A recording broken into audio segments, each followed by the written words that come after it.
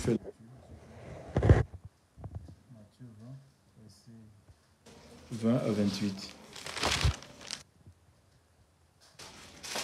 Alors,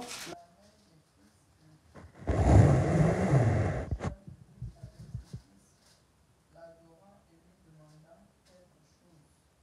Et il lui dit, que veux-tu?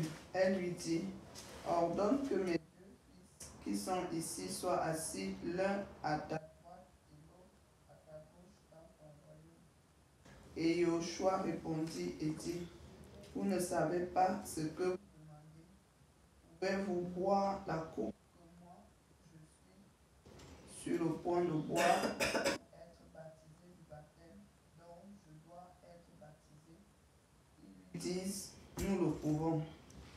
Et il leur dit, en effet, vous boirez ma coupe et vous serez baptisés du baptême dont je serai baptisé, mais pour ce qui est d'être assis à ma droite ou à ma gauche, il ne m'appartient de le donner à ceux pour qui cela a été préparé par mon Père.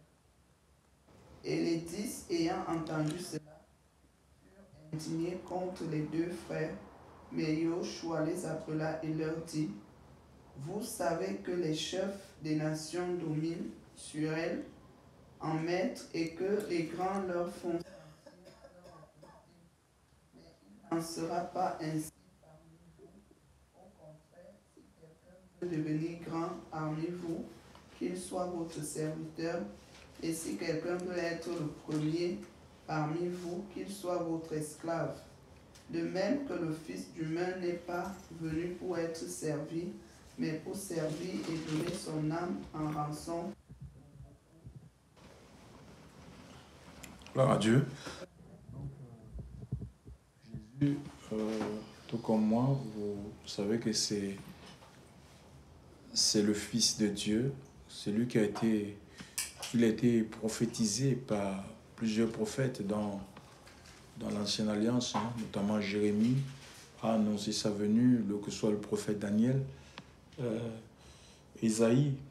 Donc des centaines d'années plus tôt, il avait été annoncé et on voit avec le ministère de Jean, Jean va le présenter. Jean, c'est celui qui l'avait précédé. C'est l'Élie qui avait été envoyé pour préparer son chemin et il va le présenter au bord du Jourdain.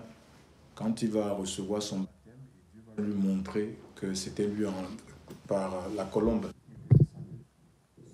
En disant que c'était lui, l'agneau de Dieu. Il va présenter le Seigneur à la foule qui le suivait. Parce que même la foule, là, il y avait une confusion qui régnait. Certains pensaient que Jean-Baptiste était le Messie attendu. Donc, on voit Jean dans toute sa gloire. Il n'a pas ravi la gloire au Seigneur. Il a présenté, Jésus a dit qu'il n'était pas le Messie. Qu'il était une voix, il était l'écho de cette voix en fait. Parce que Jésus est la parole. Donc, la parole qu'il annonçait, c'est Christ, Apocalypse 19, verset 13. Son nom, c'est la parole de Dieu. Donc voilà, et il annonçait le royaume des cieux. Et on voit aussi le Seigneur quand il est rentré dans le ministère, après qu'il soit tenté par le diable dans le désert, dans la puissance revêtue de la puissance du Saint-Esprit, il est allé, il s'est rendu à Nazareth et il s'est mis à prêcher. Repentez-vous car le royaume des cieux est proche.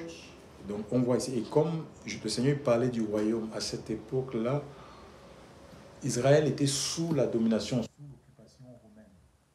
Et eux, pour eux, ils voulaient un libérateur qui les délivre de ce joug-là. Donc le Seigneur ne parlait pas du royaume. Certains dans leur conception, ils pensaient que le Seigneur viendrait les délivrer de l'occupation romaine. D'accord? Pour les rendre libres. Mais lui parlait plutôt du royaume des cieux parce que on peut nous délivrer de l'occupant, d'accord? Mais ne pas expérimenter la vraie liberté, d'accord? C'est dans le cœur que ça se passe. En sorte que même s'il y a des systèmes qui sont mis en place, des lois scélérates, des lois qui sont là, qui oppriment le peuple, hein? Si on a le Christ, si on a l'Esprit de Dieu en nous, on est libre. on est libre.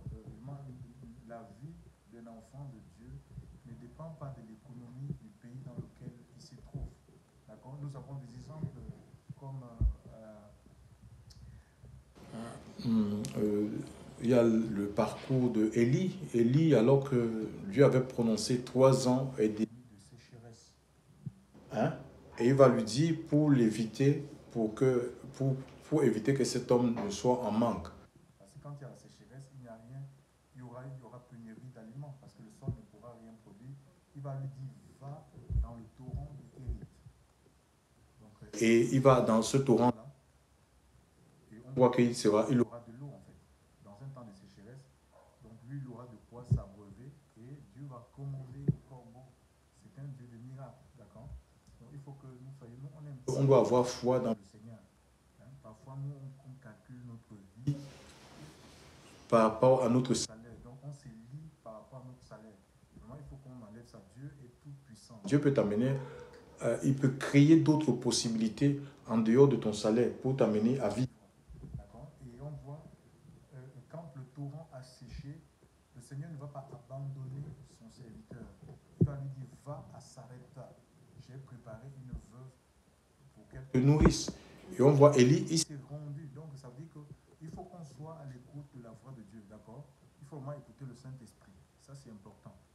Et tout le Saint-Esprit, c'est le don de Dieu donné à tous les croyants, tous les enfants de Dieu. C'est l'Esprit de Dieu qui doit te guider en fait. D'accord? Amen. Parce que c'est lui qui nous conduit dans les projets et les promesses. C'est lui qui accomplit les promesses de Dieu pour notre vie. Donc le Seigneur a annoncé le royaume. Je reviens sur ça. Et Zébédée, Madame Zébédée, donc avec une autre conscience. C'est comme parler du royaume, parce qu'on parle du royaume, il y a quand même, le royaume il est structuré. Hein, il y a un roi, et le roi il a des ministres en fait. Il a des serviteurs. Et comme toute bonne mère, toute mère aimerait que ses enfants réussissent en fait. D'accord? Et elle va servir puisque ses enfants ils suivaient avec le Seigneur. Donc elle va saisir cette opportunité pour faire une demande au Seigneur. Que maintenant, je veux que tu positionnes mes enfants. Il faut que un soit à ta droite et l'autre soit à ta gauche. Et le Seigneur va dire attends.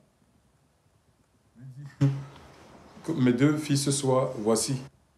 S'asseyent l'un à ta droite, l'un à la gauche de ton royaume. Donc ici, la droite, on sait que c'est le Seigneur qui est assis à la droite de Dieu. Donc ça veut dire que là même, elle veut éjecter le Seigneur pour que son fils... Bon, elle est dans la chair. En fait. Oui, oui. Donc jusqu'à convoiter la position, c'était une position que Dieu a réservée pour son fils. Mais pour avoir accès à cette position, le Seigneur parle, il dit, pouvez-vous boire la coupe que je vais boire ou le baptême? Donc ça veut dire que en ce qui concerne les positions, que ce soit, parce qu'on est sur, nous prêchons le royaume des cieux. Le Seigneur nous recommande de prêcher parce qu'on est le prolongement de l'Église. C'est le message que les apôtres de Jésus, ils ont prêché en fait. Ils n'ont pas prêché les royaumes de la terre, comme on voit aujourd'hui les messages. Le visa, on prêche les États-Unis, on prêche la Belgique, on prêche la France. Donc on prêche jamais le Gabon, on prêche que les pays européens en fait. On prêche pas, on dit pas oui, les Camerounais qui sont les prédicateurs camerounais, ils ne vont pas prêcher que vous aurez le visa pour le Gabon, vous aurez le visa pour le Mali, vous aurez le visa pour le Tchad. Non, c'est seulement les pays d'Europe en fait. Donc ils prêchent des choses dont ils sont conscients que le peuple a besoin en fait. Ce sont les désirs du peuple, les choses que le peuple a envie d'entendre. Parce qu'en Afrique, les gens veulent aller dans les pays développés. Donc ils les donnent ce qu'ils ont envie d'entendre.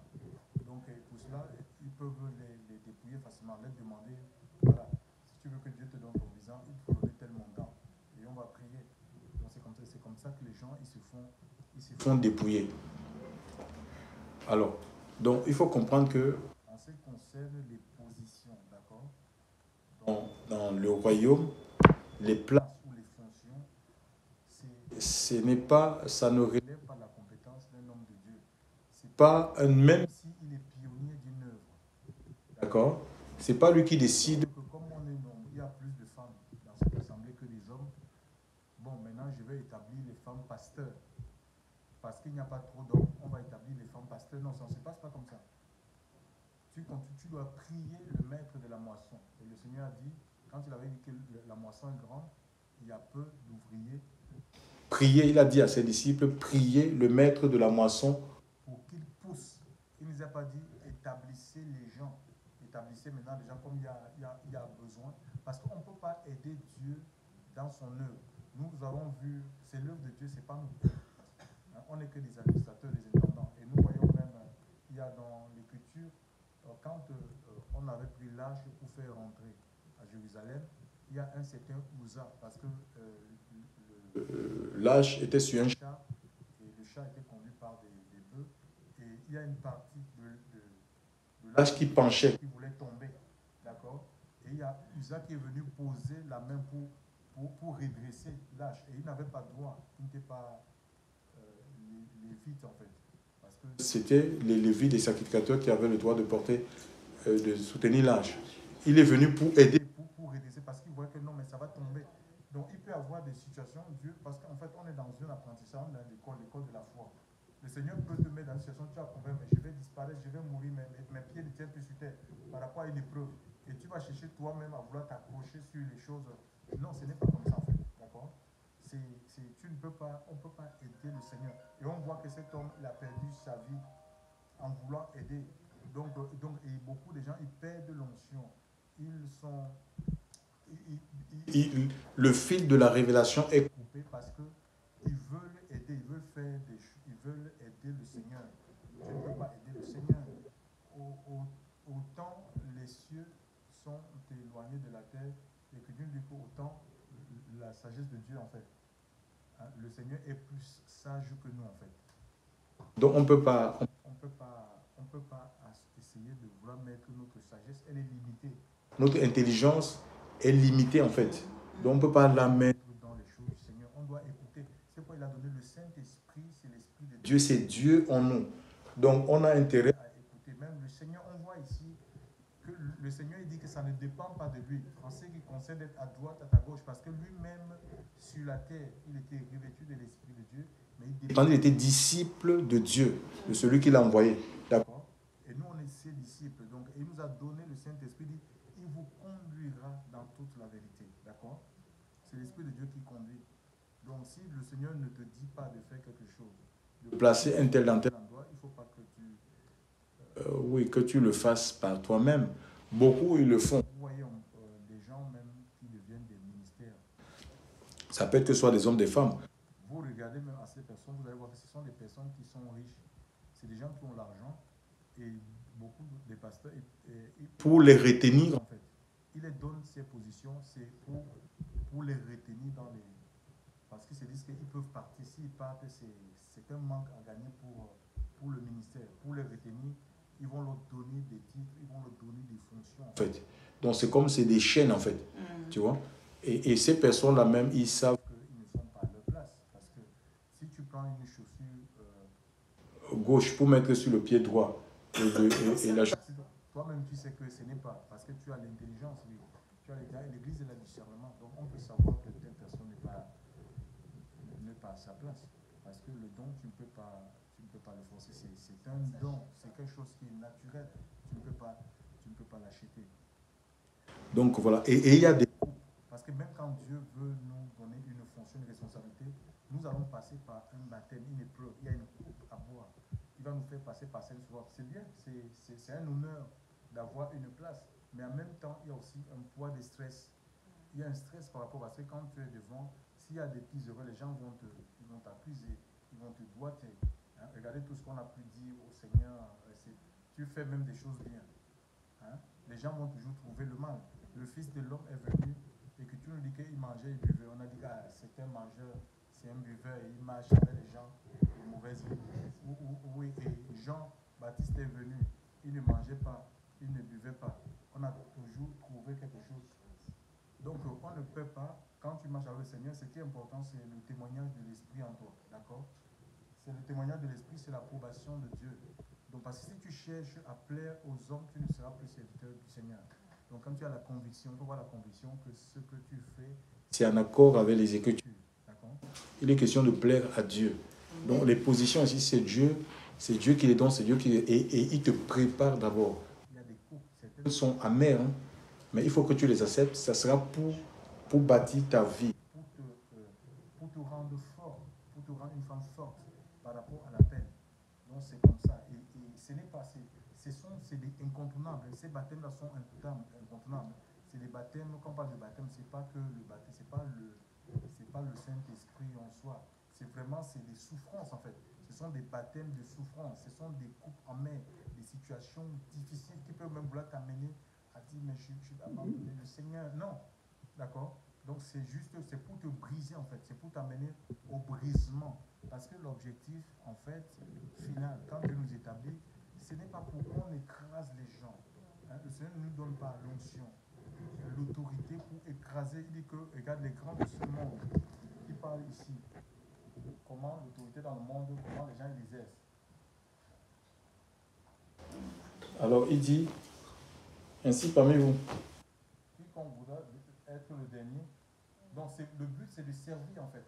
Quand Dieu nous élève, quand Dieu nous donne une fonction, une position, c'est pour être au service. C'est comme en fait les autorités que vous voyez là. Bon, ici en France, on sait que les ministres sont en notre service. Mais en Afrique, c'est un peu le contraire. Normalement, les gens qui ont des positions, le maire, on voit ici les maires ici, ils sont au service des gens. Tu peux aller voir le maire, tu fais tes représentations et voilà, il trouve une solution, tu vois. Mais en Afrique, c'est le contraire. Donc voilà, et c'est pareil, même les serviteurs en Afrique, ben, eux, ils pensent qu'ils sont établis pour que les gens puissent les servir, en fait. Tu vois? Donc, et le Seigneur dit ici, Jésus les ayant appelés, leur dit, vous savez que les chefs des nations dominent sur elles et que les grands usent d'autorité sur elles. Il n'en sera pas ainsi parmi vous, mais quiconque voudra devenir grand parmi vous sera votre serviteur, et quiconque voudra être le premier parmi vous, qui soit votre esclave. Et dans le monde, pour acquérir certaines positions, on voit les gens, ça peut aller même jusqu'au meurtre. Les gens, ils se tuent, ils se bagarrent. Même dans les églises, les églises qui ont fini de faire des églises de bâtiments là, il y a des gens, même des pasteurs, qui s'empoisonnent parce qu'ils veulent occuper une place. Tu vois, certains vont même jusqu'à faire des sacrifices. Ils vont faire des sacrifices pour obtenir des places. C'est un peu comme dans le monde, c'est comme de la jungle. On est prêt à faire de l'ombre sur l'autre, à casser d'autres personnes parce qu'on veut exister. Le Seigneur dit, je ne suis pas venu éteindre l'aluminium qui fume, ni briser le roseau cassé. Les gens sont déjà cassés par le monde, ils sont fumants par les difficultés de la vie. On doit les restaurer. On doit attiser ces personnes-là. On est là pour encourager les gens à aller de l'avant en fait. Ce n'est pas pour ils sont déjà par terre et puis on les écrase. On les piétine en fait. Non. Et dans le monde, c'est comme ça. Pour avoir, on est plus à mentir même sur les gens parce qu'on fait des positions. Il dit que ça ne doit pas être comme ça dans l'église du Seigneur parce que personne ne peut prendre la place de personne. Il dit que chacun a sa place et on ne sera utile que à la place que le Seigneur nous a nous a mis. Tu seras utile à la place, même si certains auront des places visibles, mais d'autres, on ne les verra pas en fait. Ils vont servir Dieu dans l'ombre, comme ici en France. Il y a par exemple des services secrets, il y a des services de veille sanitaire, on ne les voit pas en fait. Mais c'est des gens qui travaillent en fait. Ils travaillent dans l'ombre pour faire prospérer le pays, pour que le pays soit en sécurité. C'est la même chose dans le Seigneur. Tout ça, c'est comme le corps. Ce n'est pas tous les membres qui sont visibles. Hein? Et on a certains membres comme le cœur, comme les poumons, comme le foie, qui ne sont pas visibles, mais qui sont indispensables pour le bon fonctionnement du corps. C'est ainsi que l'Église doit être bâtie et c'est le Seigneur lui-même qui la structure. Ce n'est pas toi qui dis je veux être foie ou je veux être bouche, je veux être nez, je veux être à telle place. Ça, c'est la religion, chers frères et sœurs. Alléluia. Donc voilà, on peut occuper cette place, mais on ne sera pas à notre endroit, on ne sera pas utile, efficace pour le royaume. Gloire à Dieu. Et on voit, le Seigneur dit que lui, il est le modèle, les armes. Le Fils de l'homme est venu non pour être servi, mais pour servir. Ça, c'est le verset 28. Et donner sa vie en rançon. D'accord? Et un vrai berger, il donne sa vie. Ce n'est pas un mercenaire, ce n'est pas quelqu'un qui va fuir quand il y a des problèmes, il fuit, il se dédouane. Non, il est prêt à donner sa vie pour les âmes. Il est prêt à soutenir les âmes quand ils sont dans les situations difficiles. Donc, et aussi, donc on a... par exemple, bon, il y a dans le livre, que ce soit dans le livre de Luc, Marc et tout ça, Luc 6, Marc 12, on voit, qu'est-ce qu'on voit? On voit, par exemple, la multiplication des pains. Jésus va multiplier les pains. Et qu'est-ce qui va se passer? Il va multiplier les pains seront multipliés et il va donner le pain à ses apôtres-là. Et c'est les apôtres qui vont partager à la foule. Ils vont nourrir la foule. Quand la foule sera nourrie, il va dire à ses apôtres de recueillir tous les pains qui étaient restants. Il y avait 12 paniers, tout ça. Oui, ce sont en fait... Nous, regarde un peu dans les agapes. Quand on fait des agapes, c'est des pasteurs qu'on nourrit. D'abord, en fait, on dit, oui, il faut nourrir les pasteurs. Les pasteurs, on va les choisir. Là, ils vont manger peut-être la viande, la viande, le plantain. Et les autres, on va laisser, par exemple, le riz avec l'arachide, on met un petit bifaka. Avec un petit bifaka. Donc, ça sera pour le peuple. Les pasteurs vont avoir des bons jus, les jus, et le peuple va avoir le foléré. Ils vont boire le foléré. Ce n'est pas comme ça, en fait. Tu vois, pourquoi on voit le soir de l'arrestation de Jésus, ils vont prendre un souper. C'est le même souper qu'il prend avec ses disciples, avec ses apôtres, d'accord? C'est le même. Donc on voit, c'est des castes qu'on a fini de créer, des inégalités. On sent vraiment qu'il n'y a pas l'Esprit de Dieu, en fait. Parce que quand il y a l'Esprit de Dieu, on ne peut pas créer, il ne peut pas avoir ces écarts-là. Il faut que l'Église se rapproche plus du Seigneur. Donc, s'il y a un budget foléré, tout le monde doit prendre le foléré.